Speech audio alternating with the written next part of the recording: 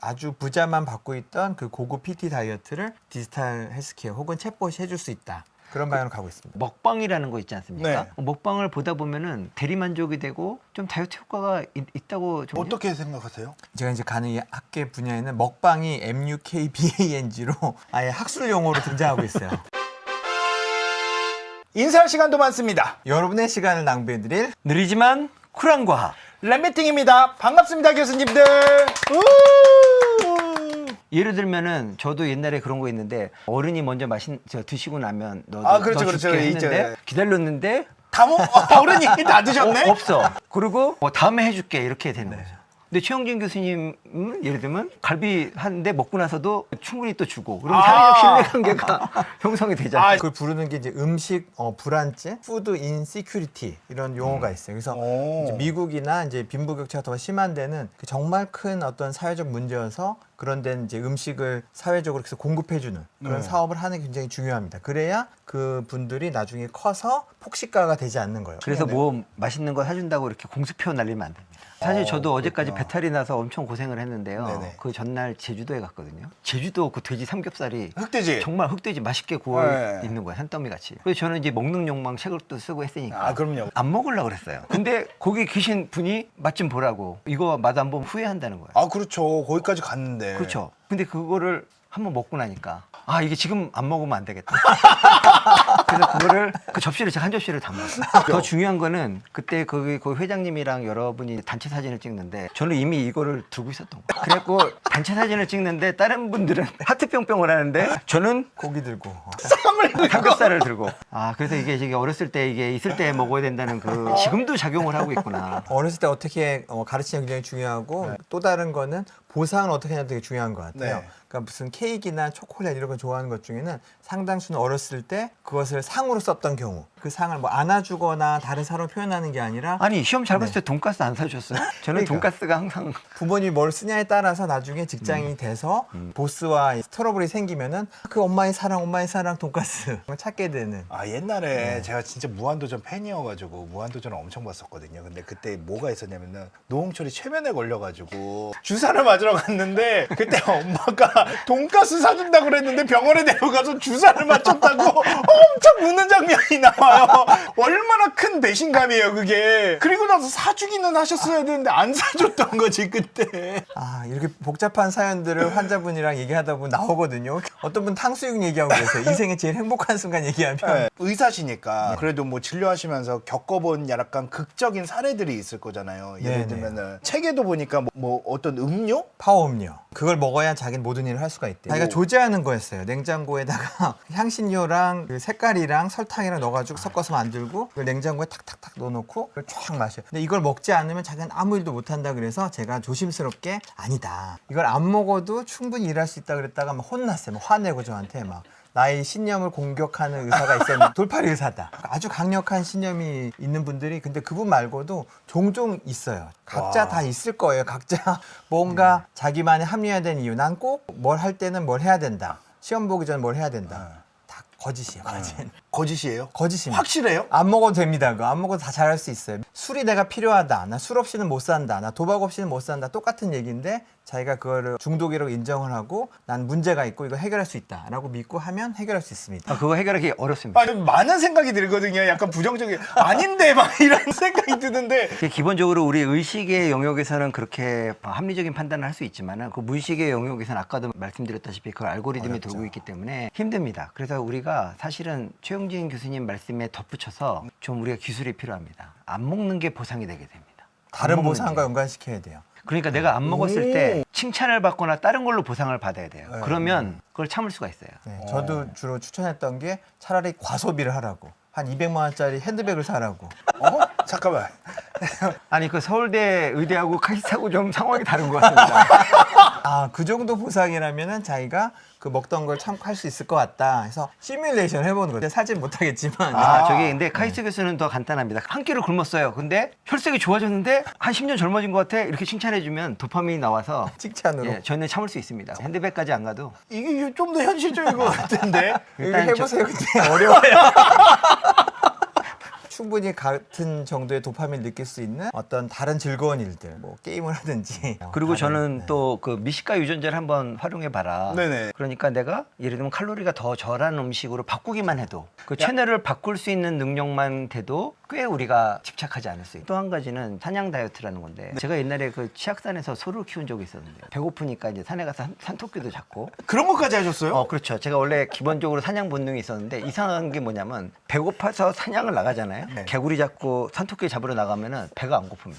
그거에 몰입을 해서. 진짜 그런 건 있어요. 되게 웃긴 게 저도 촬영 같은 거를 가잖아요. 아무것도 못 먹고 촬영을 가면 되게 배고파요. 촬영 땅 시작해가지고 한 2시간, 3시간 찍으면은 그 사이에 배가 안 고파요. 근데 그 원리가 굉장히 중요한 게 이 뇌가 사냥을 하려고 그러면 에너지를 투자를 해야 됩니다. 그러니까 혈당을 엄청 높이고 우리가 쉽게 말해 에너지가 충만한 상태를 만들어주는 거예요. 사냥 나갈 때. 그래서 그걸 활용하는 거죠. 그러니까 우리가 어떤 그 목표는 꼭 먹을 게 아니라도 돼요. 더 나은 목표, 우리 일이라든지 더 좋은 그런 목표를 삼아서 내가 그걸 사냥한다고 생각하고 열심히 하다 보면은 우리 몸에 배고픔이 사라집니다. 그래서 최영진 교수님이 연구하시는 게 과연 그런 배고픔 때문에 우리가 밥을 많이 먹는 거냐, 포만감을 추구하는 거냐 여러 가지 학설이 있는데 이상하게 배고파서 사냥을 나가면 에너지가 충만해지고 배가 안 고픕니다. 그거는 왜 그런 거예요? 예를 들면은 최영진 교수님 지난번에 나와서 말씀해 주셨을 때 밥을 먹기 시작하면은 GLP-1이라는 호르몬이 나와가지고 그 먹는 순간에 바로 급격하게 올라와가지고 이제 먹는 거 그만하자라는 그거를 자극을 해가지고 배부름을 느끼게 한다고 했잖아요. 근데 안 먹었잖아요. 먹기 전부터 미리 이제 브레이크 밟기 시작하는 거죠. 사냥을 할 때는 사냥에 집중하느라 이제 다른 욕구가 잠시 이제 억제되는. 네. 그래서 굉장히 신경과학에서 놀라운 연구가 하나 있는데 AGRP 뉴런이 사실은 자극하면 쥐가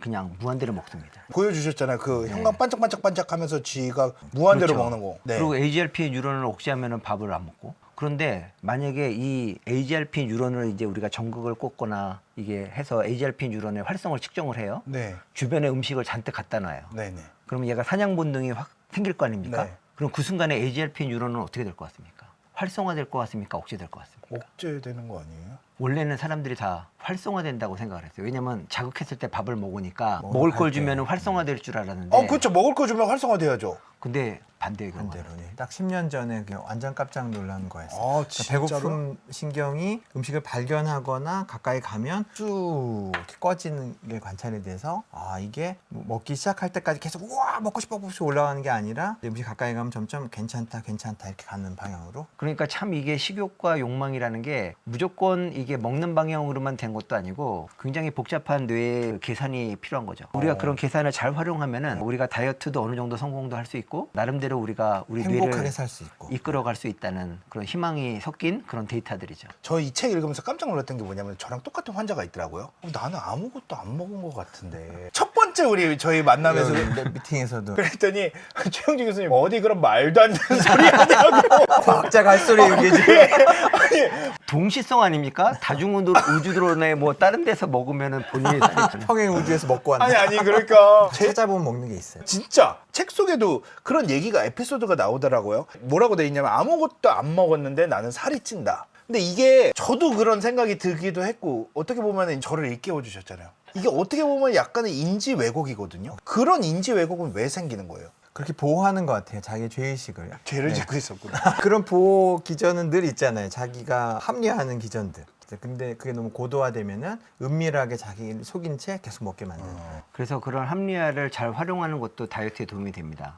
어떻게 활용할 수 있죠? 먹으면서 사실은 몸에 그 불편함이 오거든요. 근데 사람들은 그냥 먹으면서 그 불편함을 잊으려고 그러는데 그게 아니고 그 막국수를 많이 드시면서 몸에 불편한 느낌을 그대로 느끼는 거죠. 마음을 챙기면서 먹으면은 훨씬 덜 먹게 된다. TV 보면서 면치기를 하면은 몇 개 먹었는지도 모른 채로 먹는데 그렇게 하면 많이 먹고. 그러니까 마인드 레스 이팅이 있고 마인드 풀 이팅이 있다. 그렇죠. 그래서 우리 몸을 느끼면서 1시간 뒤에, 2시간 뒤에, 3시간 뒤에 어떻게 됐는가를 느끼는 거죠. 그래서 저도 이번에 제주도에서 물론 너무 많이 먹긴 했지만은 제가 화장실을 가면서 그걸 그냥 온전히 느끼는 거예요. 제가 이 배에서 굉장히 힘든 이 고통스러움이나 이런 거를 느끼면서 먹으면서 뇌에 가르쳐 주는 거죠. 또 좋은 음식을 먹었을 때는 우리 마음이 편안한 건강한 느낌 이런 것들을 또 기억을 하고. HRP 배고픔 신경이 음식을 발견하면은 빡 억제돼서 진정된다고 했잖아요. 네네. 발견이 결국 감각으로 느낀 거여서 고기를 입에 넣고 그냥 확 삼켜버리면 10밖에 안 주는데 씹으면서 아 이게 기름지고 이게 이렇구나 느끼면 10만 줄게 20이 줄 수도 있고 그래서 얼마나 감각적으로 이렇게 충분히 느끼면서 먹는지가 이 배고픔에 빨리 사라짐. 더 나아가서는 마음 챙김 식사가 왜 덜 먹게 하는지랑 다 잘 연결된 이론이더라고요. 뱃속에 집중하면은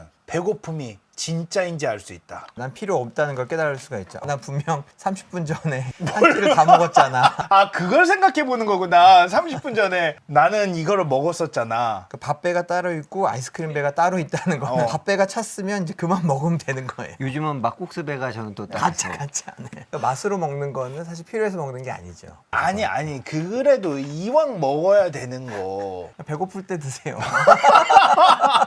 아니 다행히 그래도 막국수는 칼로리가 많잖아. 그거 그쵸, 괜찮죠? 네. 도토리예요. 아, 재밌는 케이스를 하나 봤어요. 남자하고 여자의 차이. 자기 인식 차이 있잖아요. 음식 습관하고도 연결이 된다라는 내용이 있거든요. 네. 그거에 대해서 좀 간단히 한번 얘기해 주세요. 병의 유병률 보면 남자 여자 차이가 엄청 많이 나는 병이 비만이에요. 특히 우리나라는 10대 20대 여자분들의 비만율 엄청 낮고 남자분들은 약간 높고 다시 어른이 되면 중년이 되면 엇갈리기도 하는데요. 이런 일이 또 국가나 민족 중에서 우리나라가 제일 심하더라고요. 해외 학회 가서도 얘기해 보면 그런 일이 결국 사회 문화적인 임팩트를 보여주는 건데 우리나라 연예계가 가장 마른 여자 몸매를 가장 이렇게 추앙하는 것 같아요. 그렇기 때문에 우리나라의 이제 10대, 20대 여자분들은 아주 강한 사회적 압박을 받고 있는 것 같아요. 아까 너무 억제하다가 다시 폭주하는 그런 게 있잖아요. 왜냐면 몸은 자기 건강을 지키고 싶기 때문에 그렇게까지 몇 끼를 굶으면 너무너무 먹고 싶은 마음, 그러니까 필요한 에너지죠. 그게 너무 높아져서 다시 폭주를 하게 되고요. 그런 게 많이 뇌에 회로가 형성돼 있던 분은 나중에 한 30대, 40대 때 돼가지고 갑자기 막 찔 수 있는 것 같아요. 먹지 말아야겠다, 먹고 싶다, 에라 모르겠다 먹고 아 내가 왜 먹었지? 또 다시는 안 먹겠다. 이 반복 사이클. 그리고 기본적으로 이건 통계적으로 나와 있는 건데요. 그 여자분들은 실제 자기 외모의 매력도보다 한 15% 정도 더 못생겼다고. 그 얘기. 근데 남자분들은 자기 실제 외모보다 한 30% 정도 더 긍정적인 사고방식을 가지고 있어요. 그런 남녀의 그 차이가 정신 건강에 영향을 주고 식습관에 영향을 주고 그래서 거식증 이런 것도 아주 큰 문제가 되고 있다고 생각합니다. 거식증이 나중엔 폭식증이나 아니면 음식 중독으로 바뀔 수도 있고 그런 것 같습니다. 엄마가 너 살쪘다. 저거 엄마 절대 하면 안 됩니다. 저희 학계 에서도 아주 강조하고 있어요. 절대 저런 거면 안 된다. 의사도 그렇게 하면 안 된다고. 의사도 당장 이렇게 환자분 인간이 그러시면 안 됩니다.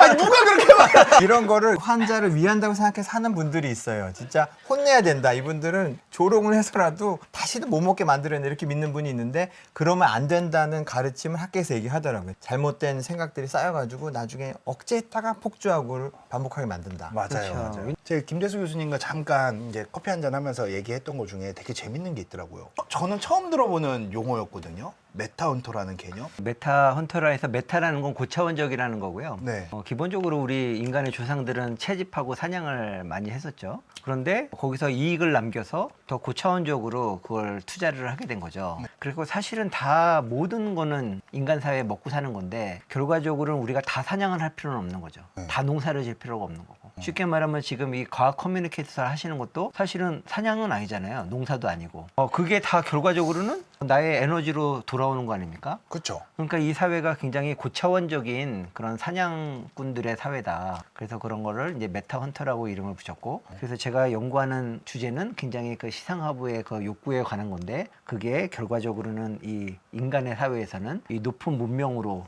욕구가 발현돼 있고 그게 네. 욕망의 사회를 이루게 된다. 그래서 메타헌터의 개념을 그렇게 설명하고 있습니다. 그리고 또 메타헌터, 메타푸드 논쟁이라는 게 여기서 나오더라고요. 결과적으로 우리가 에너지가 충만한데 그러면 이 에너지를 계속 쓰다 보면 지구는 고갈됩니다. 그리고 우리 인생도 우리가 얻은 에너지를 자유롭게 쓰지 않고 계속 재투자하다가는 결과적으로는 우리는 나이 들어서 그냥 죽을 때까지 그것만 반복하는 거죠. 그러면 우리가 무의식적인 이 본능의 마음 자세를 어떻게 바꿀 것이냐. 근데 가만히 살펴보니까 인간은 역시 옛날에는 먹잇감이었던 거예요. 근데 지금은 우리를 잡아먹어주는 동물이 없죠.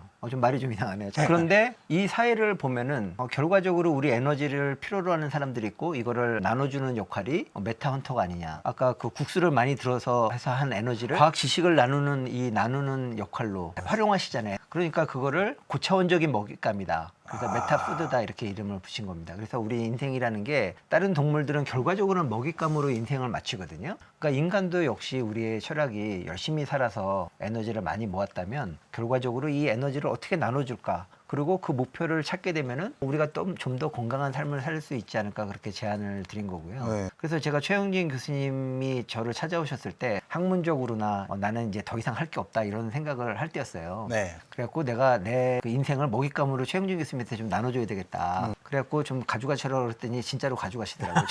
많이 가져갔습니다. 예, 그래서 이렇게 성공을 하셨잖아요. 네. 그러니까 또 최영진 교수님이 성장을 하니까 제가 또 이렇게 또 과학 유튜브에 나와서 또 이렇게 같이 얘기를 하게 되고 그래서 먹잇감으로 인생도 괜찮다. 이게 목차가 되게 재밌어요. 첫 번째가 당신은 왜 먹습니까예요. 하나의 에피소드에 두 분의 얘기가 들어가는 거죠. 자기 결정으로 먹고 있다는 착각. 반성했습니다. 저 챕터 읽으면서. 우리는 더 좋은 선택을 할 수 있다. 그랬나? 라는 생각이 들어요. 4부 때부터는 조금 심각하게 생각을 해볼 문제가 되는 거죠. 습관과 중독의 딜레마. 그리고 제가 지금부터 하고 싶은 얘기가 여기에요. 비만이 우리 삶에 미치는 영향. 6부, 7부는 이제 조금 그래도 일상적인 얘기기는 하지만 저는 이 부분을 조금 심도 있게 조금 남은 시간 동안 다뤄봤으면 좋겠거든요. 최영진 교수님은 비만은 부끄러운 것인가? 그리고 나서 비만을 극복하는 뇌과학. 비만이라는 게 현대에 생긴 병인 거죠. 과거에도 있었지만 현대에 이제 갑자기 많이 늘어난 원래 그 심뇌혈관 질환, 당뇨병 뭐 이런 게 한 100년 전에는 큰 문제가 아니었다고 하더라고요. 네네. 근데 점점점 유병률도 늘어나고 우리 삶에서 이제 많은 부분에 수명도 단축시키고 삶의 질도 저하시키고 심혈관 질환뿐만 아니라 뭐 암이나 다른 많은 일들을 일으키고 뭐 치매도 영향을 준다고 하는 것처럼 현대 사회가 급격하게 무슨 코비드는 한 1, 2년 만에 온 것처럼 비만은 한 몇십 년, 한 50년에 걸쳐가지고 정말 팬데믹으로 네. 전 세계적으로 오고 있는 중입니다. 비만을 극복할 수 있는 방법이 뇌과학적으로는 어떤 식이 있다고 생각하세요? 네, 아까도 우리가 얘기를 했지만 결과적으로는 우리가 참고 참는 거는 방법이 아닙니다. 그러다 보면 더 먹고 싶은 에너지가 쌓이게 되고 나중에 폭식을 하게 되면 더 건강을 해치거든요. 그 얘기를 해주셨죠. 그렇죠. 그래서 결과적으로는 우리 뇌의 어떤 본성을 잘 이해를 하는 게 중요하다. 정리를 해보면 일단 안 먹는 게 보상이 되게 해야 되고 그러면 안 먹는 게 보상이 되게 하려고 그러면 먹는 거 외에도 내가 재밌어하고 네. 의미 있는 활동이나 그런 목표들을 둬서 이 욕구라는 게 TV 채널 같이 돼 있습니다. 그 TV 채널을 고정시켜 놓고 안 먹어야지 하면 안 되고요. 이 채널을 바꾸는 거죠. 다른 욕망의 채널로. 여러 가지 우리를 만족시키는 것들이 많이 있거든요. 인생에 있어 좋은 목표를 찾고 열심히 하는 게 굉장히 중요하다. 그리고 두 번째는 아까도 말씀드렸다시피 당장의 보상을 추구하기보다는 우리가 뇌에서 세로토닌 신경회로를 강화시킨다 그러면 머나먼 보상이죠. 내가 지금 참고 열심히 일하고 나중에 더 큰 보상을 받을 거야. 그래서 뇌를 위로를 해줘야 됩니다. 격려를 해주고. 그럼 이제 세로토닌이 나오고 견디는 힘이 생길 수 있는 거죠. 이 비슷하게 제가 교훈을 얻었던 환자가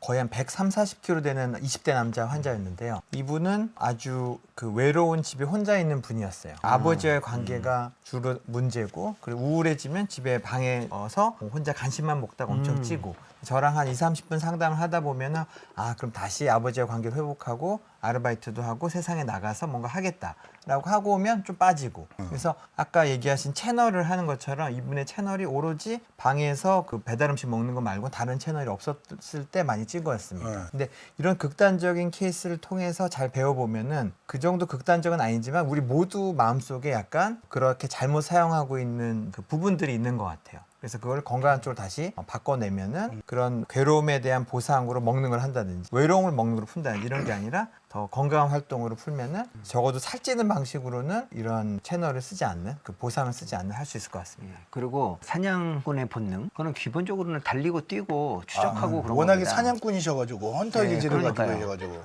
그래서 우리나라 현대 언어 중에 그런 용어들이 많이 있습니다. 예를 들면 스토킹이라는 게 뭐냐면은 먹잇감이 지칠 때까지 따라다니는 거예요. 그래갖고 속도가 늘어졌을 때 돌로 때려잡는 거죠. 그게 스토킹 전략이에요. 그리고 왜 우리 사냥 용어 중에 뭐가 있냐면 또 응용이라는 거죠. 응용 수학 이런 거. 네네. 그게 뭐냐면 매를 활용한다는 거예요. 매음자 활용할 용자. 캠페인은 들판에 나가가지고 대량으로 이렇게 사냥을 하는 거를 캠페인이라고 그래요. 그러니까 우리는 본능적인 사냥꾼이거든요. 근데 사냥꾼이 본능적으로 해야 되는 게 뭐냐면은 달리는 겁니다. 현재 살아있는 많은 동물들이 저도 지금 실험실에서 실험해 보면은 뛰면서 보상을 얻어요. 그 운동이 굉장히 중요하다는 그런 거를 말씀드리고 싶고요. 근데 우리가 그냥 뛰는 것보다는 어떤 목표를 가지고 상냥감의 대상을 가지고 우리가 뛰면은 굉장히 도움이 많이 된다는 겁니다. 그래서 영국에서 실험을 해봤어요. 과연 네. 그러면 어떤 동물이 뛰는 욕망이 있을까? 그래갖고 쳇바퀴를 숲속에 놔뒀어요. 쳇바퀴를 놨더니 당연히 쥐들이 와서 많이 뛰었고요. 그렇죠. 그 다음에 또 토끼도 와서 뛰었고요.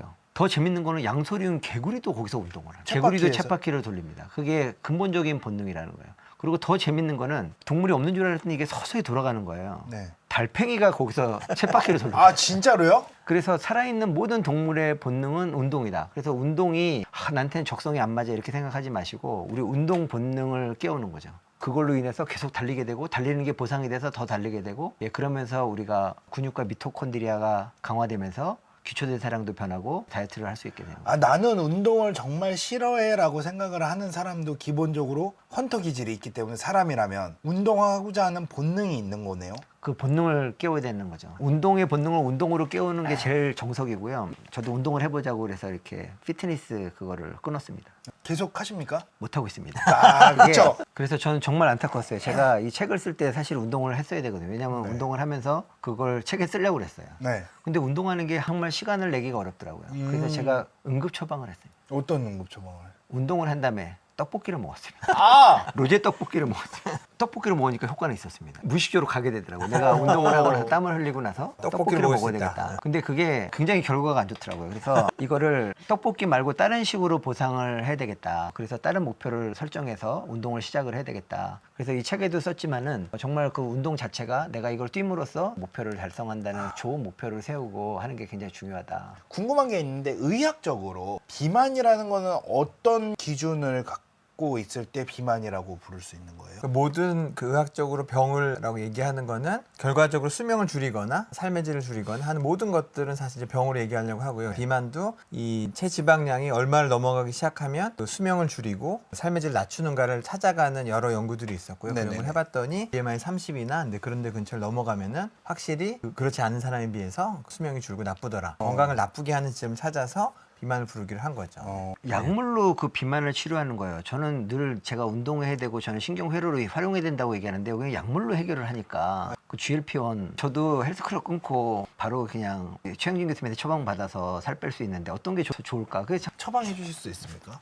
전 지금 진료를 하고 있지만 처방 안 하지만 거의 모든 병원 처방하니까 할 수 있습니다. 아. 근데 그건 과학적으로 아주 저는 좋은 도구라고 생각해요. 안경이랑 비슷하게 생각해요. 네. 과학이 안경을 만들어내서 내 신체적 문제를 이렇게 도움을 주고 있잖아요. 쓰는 동안은 훨씬 잘 보이는 것처럼 약을 쓰는 동안에는 식욕이 많이 줄어듭니다. 그게 확실하게 보이나요? 확실히 줄어들죠. 배고픔이 많이 없어져요. 저도 네. 맞아봤었거든요. 이전 그 싹센다를 많이 맞아봤었는데 그걸 맞는 중에는 보통 한 저녁 6시, 7시쯤 되면 배고파, 너무 배고파. 이게 배꼽시계가 생기는데 그게 안 생기더라고요. 그냥 평화롭게 저녁 시간이 끝났어요. 안 먹고도 그냥 잘 수가 있었어요. 그러니까 부작용 같은 거는 어때요? 그래도 다른 약에 비해서 훨씬 부작용이 적은 것 같아요. 사실은 GLP-1이 부작용으로 만들어진 약이잖아요. 원래는 당뇨병을 치료하려고 약을 쓰다 보니까 살이 빠지는 빠졌어. 부작용이 발견이 돼서 그 심각한 부작용을 순작용으로 쓰자. 비만 치료제가 됐죠. 네. 그래서 훨씬 도움은 줍니다. 근데 아까 그 배고픔, 에너지가 필요하다 이거를 많이 억제해주는 배불러짐을 느끼게 하는 거고요.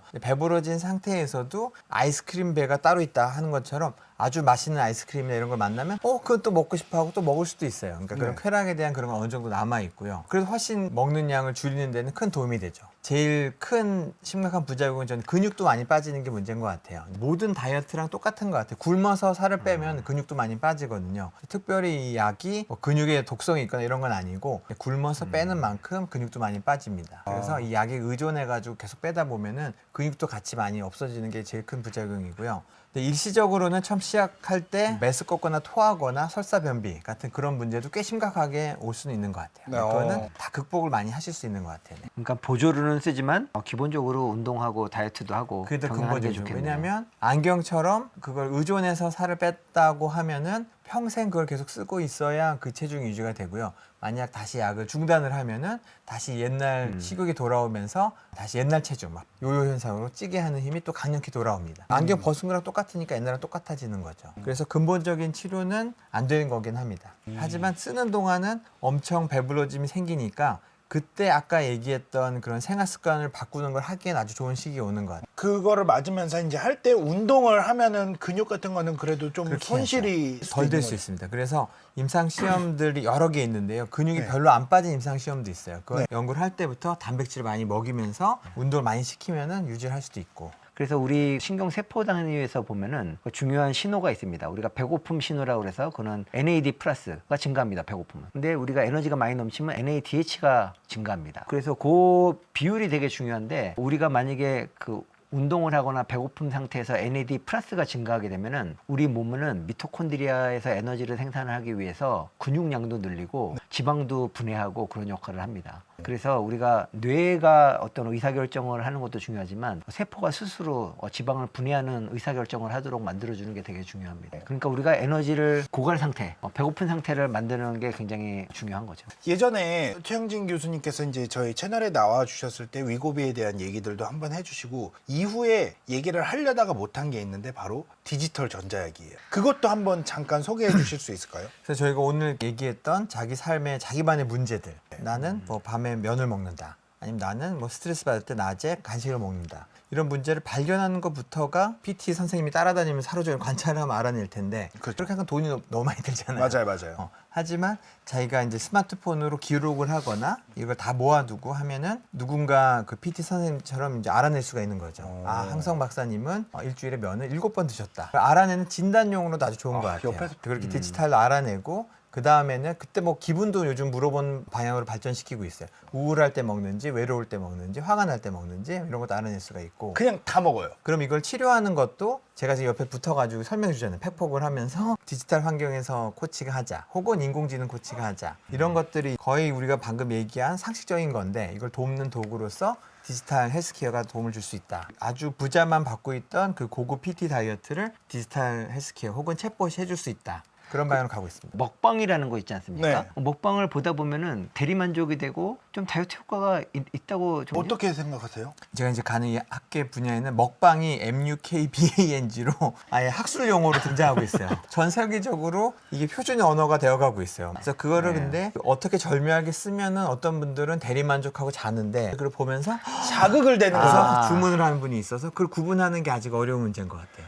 진짜 그냥 궁금한 거는 그분들의 위는 어떤 상태인가? 물리적으로 그렇게 들어갈 수 있는 건가? 그러니까 그 위가 늘어나는 거고요. 사실 그게 몸이 이렇게 최적화되는 거죠. 그 사냥하는 동물 중에서 그런 비슷한 동물이 있습니다. 하이에나보다도 더 많이 음식을 먹어서 저장하는 동물이 있습니다. 아프리카 들개 같은 경우에는 힘이 약하기 때문에 사냥을 되게 잘하는데 사냥감을 놔두면 뺏깁니다. 하이에나나 사자한테. 그 자리에서 다 먹습니다. 그 다음에 돌아가서 그거를 토해서 그 새끼들이랑 다 나눠 먹습니다. 그래서 이거를 먹는 거를 이렇게 담는 용량과 그거를 흡수하는 거는 다른 문제다. 위는 꽤 많이 더 커질 수도 있고 우리가 그만 먹게 만들기 위해서 배 터질 것 같아 해서 못 먹게 만드는 거지만 사실 터질 것 같을 만큼 먹기는 굉장히 힘든 것 같고요. 거의 그럴 리는 없고 훨씬 여유가 많이 있는 것 같아요. 조금 개인적으로 궁금한 거를 여쭤보면은 뭐 곧 있으면 마운자로라는 게 등장을 하잖아요. 관심이 많으시네요. 네, 어떻습니까? 그건? 저희 분야는 아주 중요한 이슈고요. 학술적으로는 새로 나온 약이 훨씬 더 그 최고 빼는 그 퍼센트가 커요. 위고비는 한 15%, 16% 정도인데 마운자는 20몇 %까지 뺄 수 있기 때문에 이론적으로도 위고비는 한 호르몬 GLP-1, 마운자로는 GLP-1 플러스 GIP 두 개 호르몬의 혼합제 같은 거여가지고 더 많이 빼도록 고도로 그 과학적으로 제약해서 개발했는데요. 신비로운 거는 왜 더 잘 빠지는지 전혀 모르는 것 같아요. 최근에도 그런 학회를 갔다 왔는데 여전히 왜 더 잘 빠지는지 잘 모르고 있습니다. 근데 그렇게까지 많이 빼는 필요가 있는 사람이 우리나라엔 그렇게 많지는 않은 것 측면도 있는 것 같아요. 오늘 되게 이 두 분 모시고 되게 많은 얘기들을 했어요. 근데 그 많은 얘기들이 사실은 이 책 속에 돼 있는 내용들을 조금 쉽고 재미있게 저희가 대화 형식으로 풀어봤다고 오늘 볼 수 있을 것 같은데 저는 그냥 하는 말이 아니고 정말 재밌게 읽었어요. 진짜 좋은 거는 책이 술술 읽혀요. 그래서 저는 오랜만에 정말 좋은 책이 나왔구나 재밌게 읽었던 책이기도 하고 이따가 사인해 주세요. 너무 감사합니다. 오늘 나와주셔서. 감사합니다. 인사할 시간도 많습니다.